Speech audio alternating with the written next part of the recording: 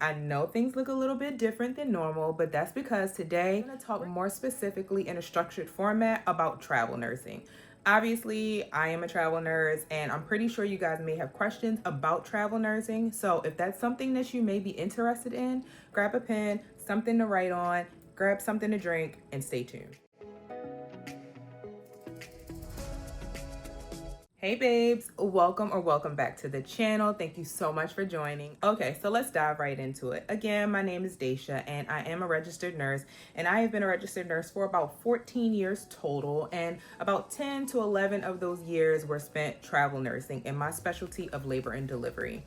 This was not my only specialty. Prior to labor and delivery, I did 3.5 years of GYN oncology, and I've dipped and dabbled into a couple of other positions, but I am back to travel nursing, and here is why. We're gonna go over some of the things that I do like about travel nursing, that I don't like about travel nursing, things that I think that you should always keep in mind if you're trying to pursue a travel contract, and different ways to prepare yourself when you actually sign that contract and actually begin, and how to navigate this new territory if this is your first time.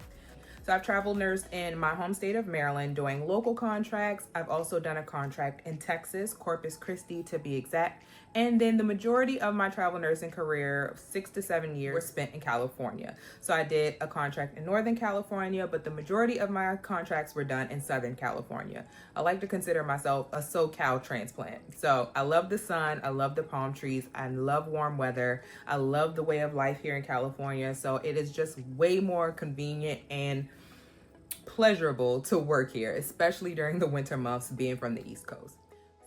So let's start with the basics. To become a nurse, you'll need to obtain an associate's degree in nursing or a Bachelor of Science degree in nursing, and then you'll need to pass the NCLEX, which is our licensure exam. Once you do that, you'll find a job in the specialty of your choice, and you'll need to work for at least a year, maybe 2 years, before you'll probably feel comfortable with your skill set to embark upon travel nursing. If you find yourself in a specialty that you don't necessarily want to stay in, and you know which specialty you want to go into, it's really smart to find certifications to make yourself marketable to that specialty. So for instance, labor and delivery nurses need ACLS, BLS, NRP, A1 intermediate fetal monitoring. All of these types of certifications make you appear more marketable, and it shows that you have interest in the specialty that you want to be a part of.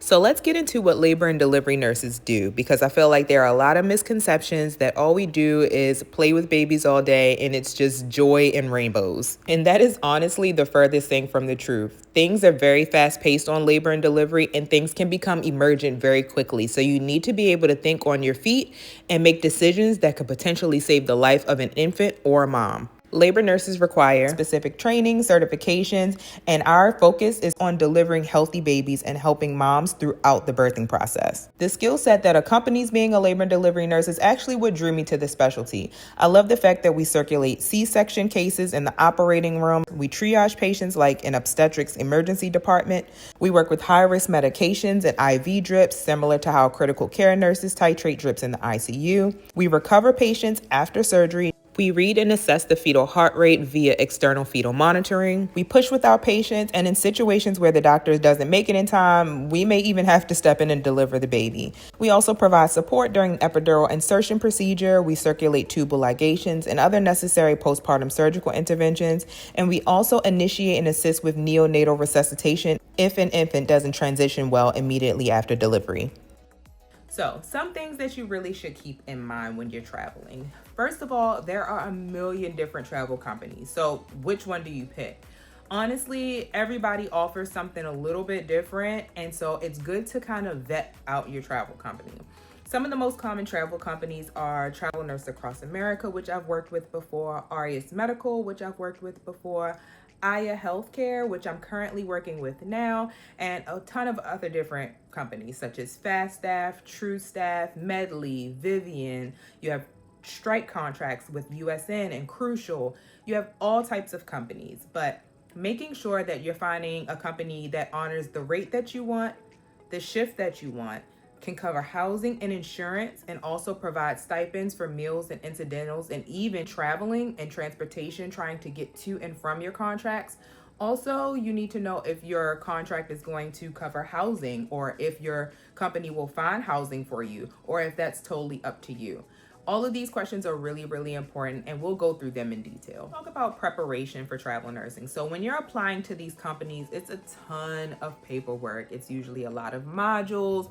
It's usually a lot of the regular stuff, drug testing, background checks, certifications, your immunizations. You just need all of this information, your nursing license, CPR, ACLS, NRP. You need all the things. Sometimes they even ask for your transcripts or your degrees. All of these things need to be fronted to the actual company, and then they'll send you out to get your medical work done, to do your drug test and your background check, all of those things, and they'll get you started. You should be paid for any modules that you do outside of work prior to that are preparing you to go in to work on the unit. Depending on the facility, you may have an orientation that's just strictly online. You may have an orientation that you have to go to the hospital to for a few days to kind of go to actual groups of classes if it's a general hospital orientation. Or sometimes you just show up on the unit on the first day, they walk you around, and that's the orientation. It all depends, and they'll let you know prior to your first day. It's also important to ask if scrubs would be provided. I know in labor and delivery, that's kind of like the outlier. They usually supply out scrubs. So I haven't really bought scrubs in years because I know this fact about labor and delivery. But it's also good to ask your facility if you would have to buy a different color scrubs, what color scrubs do they wear on their units, and if you can be reimbursed for that. So one of the most appealing things about travel nursing, for me at least, is that you can work pretty much anywhere in the country as long as you have a compact nursing license or a nursing license for that particular state. So a compact license, such as the one that I have via Maryland, allows me to work in any of the compact states with just my one license. However, when I decided that I wanted to work in the state of California, I had to apply for endorsement for a California license specifically because they are not a part of the compact. The endorsement process pretty much just includes fingerprints, background check, and just a verification that you actually have the original nursing license and that it's active and not restricted. Normally, your travel company can initiate this process as well as pay for it, but if you've done this on your own and already paid, you can just show them your receipt and they should be able to reimburse you. Let's talk about contract length. Usually, most contracts are a standard 13 weeks, which is roughly 3 months. And then once that 13 weeks is over, if you've had a good experience and they still have needs, you can choose to extend whatever length that you and your facility agree upon. However, there is a rule of thumb that you cannot stay at a facility for more than a year due to tax reasons. So once you hit your 1 year mark, you'll need to take 30 days away from that facility. And then if they decide that they want you back or you want to go back, you can renew and start fresh, or you can decide to go elsewhere. So let's talk about the money, because that's why most people travel, right? Is the money really that good? Now, back in 2022, 2021, 2020, those COVID times, that crisis pay where people were making $100 to $135 an hour, it was a very realistic thing to make $3,500 to $4,000 every single week. No questions asked, for up to 13 plus weeks or however long you decided to work at that facility. Nowadays, it is not like that, okay? Some of these travel contracts are looking like regular hospital shift pay. So you have to kind of figure out what works in your favor and get the best bang for your buck. A big thing that I like to make sure people are mindful of, that I also made a mistake on more recently because I was a little rusty and I had stepped out of the travel game for a little bit, is make sure your pay, that everything breaks down, the net is what you're looking for and not the gross. Most of the time when they're showing these big numbers, that's the gross pay. That's the pay that does not include insurance, and that's the pay that does not include housing. So you need to ask questions. Whatever the number is, once they deduct housing, insurance, or whatever the case may be that you may need, that will be your pay. And then be mindful of what your stipends are and what your hourly rates are. Most of the good contracts have a very low hourly rate and a very high stipend. Like maybe you're making $20 to $30 an hour, but your stipend is between $900 to $1,500 a week. That's amazing, and that's more so guaranteed pay, and you'll get taxed less on what you work. However, lately I've been seeing as the stipends are much lower, like maybe $400 to $500 a week. And then your pay is an hourly rate of $40 to $50 an hour, as if you're a staff nurse, but you're being taxed on the majority of your money. So you're coming out with a much lower weekly pay. So please, please, please do your due diligence and make sure you know the differences between what you're coming out with, gross versus net, because that's where they get people. So let's look at this example. They have this contract for 3 12-hour night shifts, either making $29.38 a week, which includes health insurance, or making $31.23 a week without health insurance. Neither of these two amounts covers housing costs. You also aren't allowed to see the breakdown between hourly rate versus your untaxed stipends. So these are questions that you need to ask, because most people just jump because they see the 31.23, but after the dust settles, you might only be making $1,700 a week if you need housing and health insurance, which may not even be worth you traveling across the country for. So please, please, please be sure of what your net pay will be, and be mindful that you might have to pay taxes to the state that you're working in as well as your home state. You need to make sure that your net pay is able to cover your expenses at home as well as your travel expenses. So if you found a contract that has the net amount that you want every single week, you have housing covered if you need it, and you have insurance covered if you need it, at this point, you just go and sign your contract. So once you sign your contract, hopefully you can kind of ask if there will be some type of relocation bonus included. Usually if you're traveling, they may give you $500 or $1,000 to help you cover the cost of relocating to your assignment area. If you're taking housing, make sure you vet how and what your housing comes with. Does it come fully furnished? How far is it from the facility? Is it safe? What area are you living in? Are housewares included? Some of these things you'll find out. You may end up with a fully furnished apartment, but they may not have any forks, bowls, plates, spoons, cutting boards, knives, anything like that that you would need like to actually eat and cook and prepare food. So you may not have houseware, so you may have to purchase those things yourself. Or sometimes they can rent them out to you for an additional cost on top of the rent-a-center furniture that's in the apartment or the unit that you're in. Another thing about housing is not all the time will you get a furnished full apartment. Sometimes it may be a room in a home. Sometimes it may be just a regular hotel room. It could be an extended stay hotel room, which is a bit better because usually they have like full-size appliances, or at least a hot plate or something that you can cook on, and a fridge to keep your food.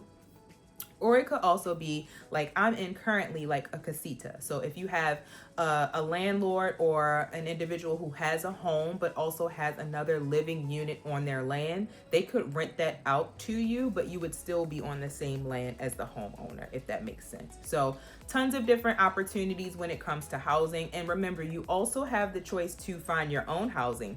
So instead of them paying for your housing, you can continue to take the larger amount of money and then find your own housing and just pay rent or whatever it is directly to the landlord or whomever. To find housing, you can go through places like Furnished Finder, which is really good for healthcare professionals, or Airbnb. Let's go over some of the things that when you're talking to the director or the charge nurse or the manager of the unit that you would want to ask. So as you can see here, I have a list of different questions that I think should be asked to the actual manager or leadership that is interviewing you prior to taking the assignment. Again, there are some assignments that you can just click and you'll automatically get the role without ever speaking to anybody. I do not recommend that, because that's how you end up in situations that are truly dangerous. So make sure you try to take time to speak to somebody from the unit. I usually try to ask, how many nurses do you staff? How many deliveries a month or a year do you do? Who attends deliveries? Do you have in-house anesthesia? Do you have an in-house provider or a midwife or somebody there to catch babies if the attending doesn't make it in time? These are all the things that I like to ask to know how burdened I would be and how much help is available. I also like to ask, would I be responsible for recovering or caring for the baby, or is there a baby nurse? That makes things much easier when you only have to really focus on the mom. You should also ask, is there any requirement to float? Some facilities, it's mandatory that you float to postpartum or float to the nursery. And if you don't have that skill set, if that's not a part of your experience, you should make that known during that conversation. So these are just some of the regular questions that I like to ask and that I think are very crucial, that can give you a good sense of what is actually going on the unit prior to taking the assignment. It's always really good to know why they even need travel nurses. Is it a lot of turnover? Are people out on maternity leave? Did people go and pursue other positions? Or is it they just can't keep anybody and there's a new traveler every week and the place is busting at the seams and it's on fire and you're just going to get tossed into the middle of it? These are all very important questions. That way you can prepare yourself, because 13 weeks can be a very long time for a terrible assignment. So let's talk about, can you get out of an assignment after you started it? And why would you want to get out of a contract after you started it? I mean, you've done this for higher pay and flexibility, to grow as a professional, explore new places. But let's be honest, some contracts can be challenging and overall terrible. So what do you do in that case? This is where it's really important to keep really good communication to your recruiter. If there's anything going on that's unsafe, begin a paper trail. I cannot stress this enough. Start emails to your recruiter saying, hey, this occurred on this date at this time. I felt unsafe because X, Y, and Z happened. And start logging those issues if you see that they have been happening. And that can be your proof to let them know this assignment is unsafe. I no longer feel like I can participate and I need to breach this contract. But if you're just literally saying, well, I don't like it here, I just don't want to be here anymore, that doesn't look good. And it'll kind of follow you throughout your travel journey. But if you have a paper trail, if you have proof that this is an unsafe assignment and it's been going on and you no longer want to be a part of it, you can definitely break the contract, usually at any point, as long as you have it in writing. So once you arrive to your destination, I always say, try to get familiar with your surroundings. Normally, you're allowed to move into your lodging for about maybe 2 days before your assignment starts. So if your assignment starts on Monday, you usually can get there Saturday and start to move in. Same thing with move out. You usually get about 2 days to move out after the end of your contract, unless you discuss something different with your landlord or the housing or your company. So once you get there, I suggest go ahead, settle in, and then find your important things. Find your gas station, find your grocery store, and do a test drive to the hospital. Get familiar, especially if it's a big campus. You don't want to be fumbling around on the first day when you need to go to HR or when you need to go for your first shift, not knowing where to go, not knowing where to park. Ask about all of these things. Ask if parking is free. Ask if it's not free, if it will be covered, or if it has to come out of your pocket. All of these things are really important to kind of get a feel for before you get there on your first day and looking lost. How orientation usually works is, as a traveler, you might get 3 shifts with somebody if you're lucky. That's the good thing, in my opinion, about travel nursing. I love the fact that it's not this long, drawn out 12-week orientation. If you know what you know, you only just need, where's the supply room? What's the code to get in and out? How do I get in touch with the doctor? And where's your med room? Like, that's it. That's pretty much it. That is a good thing for me because I can just kind of hit the ground running. But if you're newer in your experience, it may be a bit scary to only have like 3 days of orientation. But once you usually get the gist of things, just remember you can always ask questions. They are still there even though you're off your orientation. After your 3 days or 2 days or however they have it set up, you're pretty much on your own and you're your own nurse for the duration of that contract. The main things to keep in mind is to always be kind. One of the questions that I try to ask the manager prior to accepting the assignment, in addition to the other ones, is how does your staff feel about travelers? Are they traveler friendly? Do they like the idea that an outsider is coming in? Are they helpful? Are they nice? Are they kind? Are they willing? Are they understanding?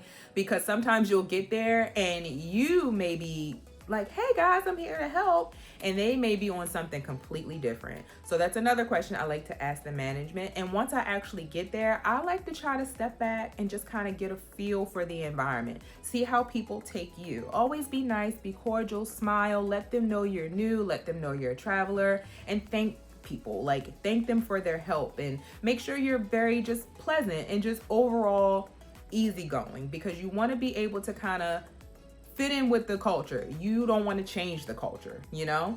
All in all, these are some of my major tips when it comes to travel nursing. I hope I didn't forget anything. Just keep going, keep a positive outlook, and just try to be pleasant and be optimistic about your experience. Sometimes coming out of where you're from is a much better experience than back at home. I can say that that's been my experience as well. I love working in California. It's one of my favorite places to work as a nurse, and I kind of prefer it over East Coast nursing, honestly. So that's why I always tend to come back. But you'll have your own experiences with travel nursing, and you'll develop your own opinions about it. And just know that if you fall in love with the place, you can extend if they still need you. You don't have to jump up and do a new assignment every 3 months like people say. I call myself a permanent traveler. If it's not broke, I don't fix it. If I like where I'm at, I keep extending, because it's a lot to pick up your life every 3 months. And literally 3 months goes so fast, you'll blink and it'll be over.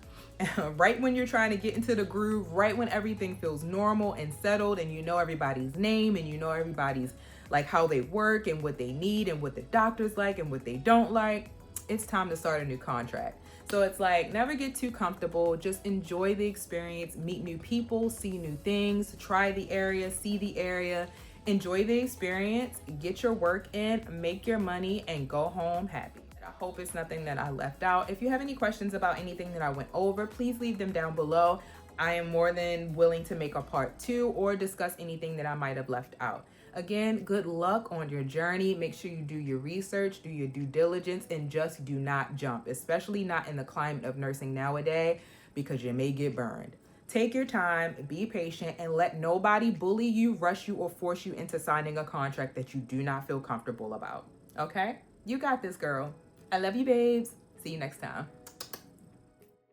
Make sure you hit that subscribe button so that you're notified when I drop my next video talking about how to maintain your wellness while on assignment. And if you're thinking about beginning your travel nurse journey, take a look at my travel nurse must-haves linked in my LTK. Check the description box for the link.